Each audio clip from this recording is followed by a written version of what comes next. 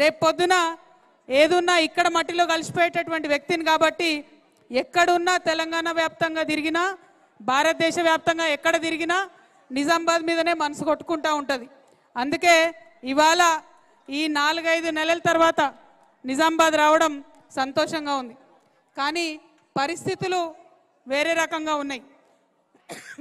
ఈ నిజామాబాద్ జిల్లాలో ఒకప్పుడు కందకుర్తిలో ఆర్ఎస్ఎస్ స్థాపించినటువంటి హెగ్డేవార్ పుట్టిన, ఇంకొక పక్క మానాల అడవుల్లో ఎర్రజెండా ఎత్తుకొని ఎన్కౌంటర్లు జరిగినటువంటి చరిత్ర.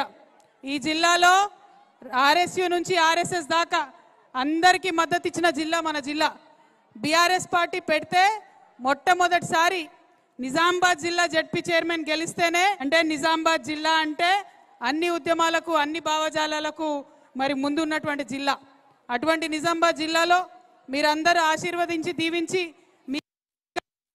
మీ బిడ్డను కాబట్టి నన్ను పార్లమెంటుకు పంపించారు. మీరు మీ మర్యాద కాపాడే విధంగా అక్కడ కూడా నేను ప్రవర్తించి మంచి పేరు తెచ్చుకున్నానే నేను అనుకుంటున్నాను. బీఆర్ఎస్ పార్టీని కూడా దీవించి మొత్తం 10కి 10 సీట్లు కూడా మీరు గెలిపించి ఆశీర్వదించారు. ఇవాళ మరి ఉండండి తొందర ఎందుకు పడుతుంది. Hello hello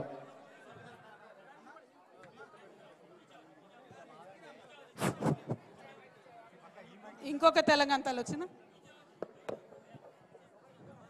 okay okay. ఇవాళ మిమ్మల్ని అందరినీ నేను కోరేది ఒకటే. నేను 27 ఏళ్ళు ఉన్నప్పుడు రాజకీయాలలోకి వచ్చిన. ఆనాడు తెలంగాణ ఉద్యమం జరుగుతుండే. ఇవాళ నా వయసు 47 సంవత్సరాలు. ఈ 20 ఏళ్ళల్లో మొత్తం తెలంగాణ కోసం, తెలంగాణ ఉద్యమం కోసం, కేసీఆర్ గారి కోసం, టీఆర్ఎస్ పార్టీ కోసం, బీఆర్ఎస్ పార్టీ కోసం నేను పనిచేసిన. మీ అందరికీ తెలిసిందే. నేను మీ కోడలుగా, మీ బిడ్డగా ఎన్ని కష్ట నష్టాలు వచ్చినా ఓపికగా ఉన్నా, ఎదురు చూసిన. ఇవాళ మరి అదే బీఆర్ఎస్ పార్టీ నుండి నన్ను బయటకు పంపించేయడం జరిగింది. ఎక్కడ కూడా నేను ముందడుగేసి పార్టీ వ్యతిరేకంగా ఏం చేయలే. ఇవాళ నిజామాబాద్లో ఉన్న బీఆర్ఎస్ పార్టీ కార్యకర్తలందరికీ కూడా నేను రిక్వెస్ట్ చేస్తూ ఉన్నా, ఒక్కసారి గుండె మీద చేసుకొని ఆలోచన చేయండి. నిజామాబాద్లో నా ఓటమి ఒక కుట్రనా కాదా మీరు ఆలోచన చేయండి. నా ఓటమి జరిగినప్పుడు ఇప్పటికి 5 ఏళ్ళు అవుతుంది. ఒక్క మాటనన్నా నేను బయట మాట్లాడినా లేదా మీరు ఆలోచన చేయండి. ప్రతి చిన్న బిడ్డకు నిజామాబాద్లో తెలుసు ఏం జరిగింది ఆనాడని. ప్రతి బీఆర్ఎస్ పార్టీ కార్యకర్తకు తెలుసు ఏం జరిగింది ఆనాడని.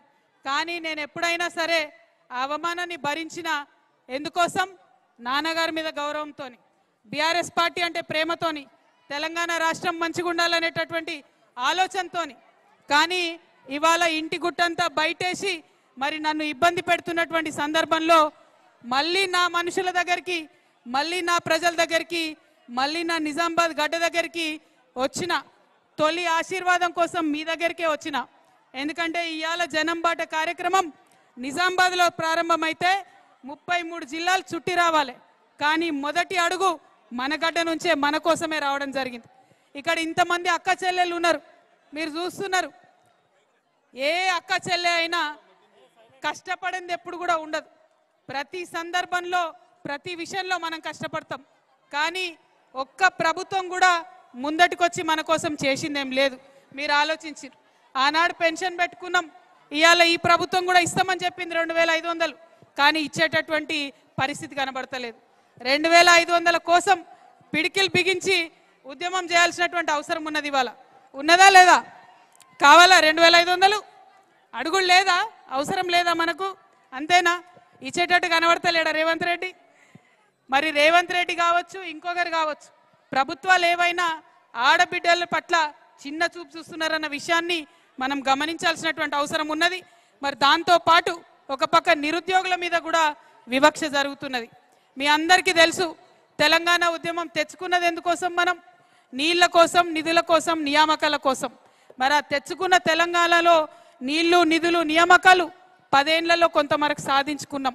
2 ఏళ్ళు అవుతుంది కాంగ్రెస్ వచ్చి, సాధించాల్సింది ఇంకా చాలా ఉంది. అదేవిధంగా పొద్దున్న నేను మాట్లాడుతూ చెప్పిన హైదరాబాద్లో అమరవీరుల కుటుంబాలు ఉన్నాయి, తెలంగాణ ఉద్యమకారుల కుటుంబాలు ఉన్నాయి. అమరవీరుల కుటుంబాలకు దక్కాల్సిన గౌరవం దక్కలేదు. అది 1969 అమరవీరుల కుటుంబాలైనా, మొన్నటి ఉద్యమంలో జరిగిన అమరవీరుల కుటుంబాలైనా వాళ్ళకు దక్కాల్సిన న్యాయం దక్కలేదు, జరగాల్సినటువంటి మర్యాద రాలేదని అందరు భావిస్తూ ఉన్నారు. అందుకే అమరవీరుల కుటుంబాలకు ప్రతి కుటుంబానికి ₹1,00,00,000 వచ్చేంత వరకు కూడా తెలంగాణ జాగృతి ఉద్యమం చేస్తుందని కూడా ఈ సందర్భంగా తెలియజేస్తున్నా. అదేవిధంగా ప్రతి ఉద్యమకారులకు ఖచ్చితంగా ఐడెంటిటీ కార్డు రావాలి. ఎట్లా అయితే భారత స్వతంత్రం కోసం పోరాటం చేసిన వాళ్లకు మరి పెన్షన్ వస్తుందో తెలంగాణ ఉద్యమంలో పోరాటం చేసిన ఉద్యమకారులకు కూడా పెన్షన్ రావాలని చెప్పి నేను మనస్ఫూర్తిగా కోరుకుంటా ఉన్నా. ఒకటి కాదు, రెండు కాదు, మీ అందరికీ తెలుసు అనేక అంశాలు ఉన్నాయి, అనేక విషయాలు ఉన్నాయి. ఒక్కొక్క దాని మీద కొట్లాడుకుంటూ పోవాల్సినటువంటిది చాలా ఉన్నది. మరి ఆ ఎజెండా అంతా ముందు చెప్పేటటువంటి అవకాశం ఉంది. మిమ్మల్ని కోరేది ఒకటే, నిజామాబాద్ ప్రజల్ని మరి మొత్తం తెలంగాణలో మేధావులతో మాట్లాడి, విద్యార్థులతో మాట్లాడి, రేపటి నాడు ప్రతి ఒక్కరికి అవకాశాలు ఎట్లా రావాలి, ప్రతి ఒక్కరికి అధికారంలో భాగస్వామ్యం ఎట్లా రావాలి, ప్రతి ఒక్కరికి ఆత్మగౌరవంతో కూడినటువంటి అభివృద్ధి ఎట్లా జరగాలి, ఇది చెప్పుకుంటూ ముందుకు పోవాల్సిన అవసరం ఉంది. దాంట్లో భాగంగానే ఇవాళ మొట్టమొదలు తెలంగాణకు వచ్చినాం, ఇక్కడి నుంచి నిజామాబాద్కి వచ్చినాం, ఇక్కడి నుంచి అన్ని జిల్లాలకు కూడా పోతాం. మరి మొదలు మా నిజామాబాద్ గడ్డలో ఇంతమంది తరలి వచ్చి ఆశీర్వాదం ఇచ్చిన మీ అందరికీ మళ్ళొకసారి హృదయపూర్వకంగా నమస్కారాలు తెలియజేస్తా ఉన్నాను. మరి ఇదే కొనసాగించాలి, ఇదే ఆలోచన ఉండాలి, ఇట్లనే ముందడుగేయాలి.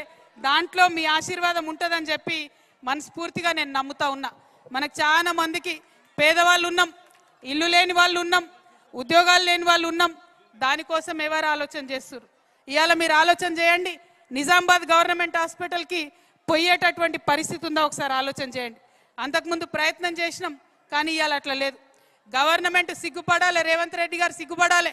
పొద్దున్నే ఇవాళ తెలిసింది వార్త, 3 గురుకులాలల్లో ఒక గురుకులంలో ఒక చిన్న బిడ్డ ఆత్మహత్య చేసుకున్నది ఆడపిల్ల, ఇంకో గురుకులంలో ఎలుకలు కొరుకుతున్నాయట పిల్లలను, విద్యార్థులను, ఇంకొక దగ్గర ఆడబిడ్డల మీద అత్యాచారం జరుగుతుంది.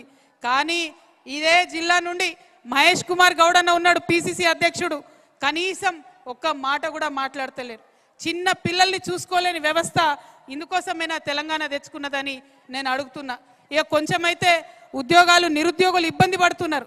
మొన్న పరీక్ష పెట్టినరు, అన్యాయం జరుగుతుందని మొత్తుకుంటున్నారు. దాని గురించి మాట్లాడే పరిస్థితి లేదు. విద్య లేదు, ఉద్యోగం లేదు, వైద్యం లేదు. మిమ్మల్ని అందరినీ నేను కోరేది ఒకటే, వీటన్నిటి కోసం పిడికిలు బిగించాలి, వీటన్నిటి కోసం ఆలోచన చేయాలి. పెద్ద మనకు ఆకాశంలో ఎగిరేటటువంటి పక్షి అవసరం లేదు, అడవిలో తిరిగే బంగారు లేడి అవసరం లేదు.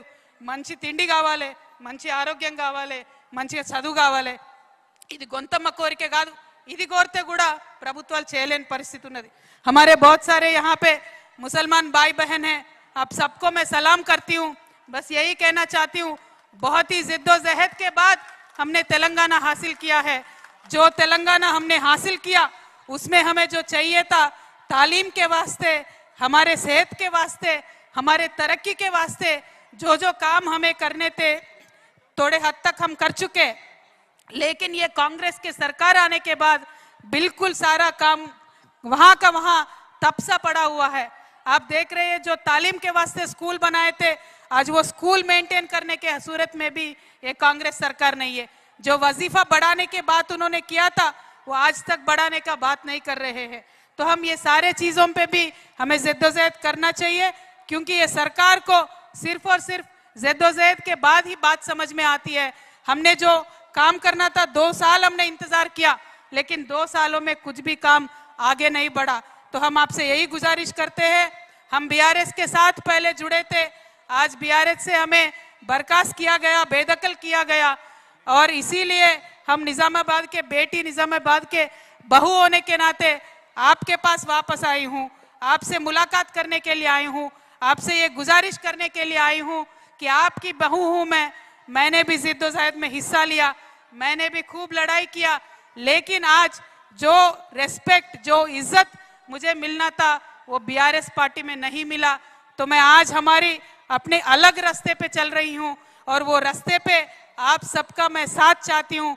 आपके बहन होने के नाते आपके साथ मिलके, खड़े होके, लड़के आपको आपका हक मैं दिला के रहूंगी. आपका साथ मुझे चाहिए. यही गुजारिश करने के लिए मैं निजामाबाद आई हूँ. మీ అందరినీ కోరేది ఒకటే, మీతోని కలిసి నడుస్తా, మీతోని కొట్లాడతా, ఏ చిన్న విషయం ఉన్నా మీకోసం నిలబడతా. ఇవాళ నా తోవ నేను వెతుక్కుంటున్నా,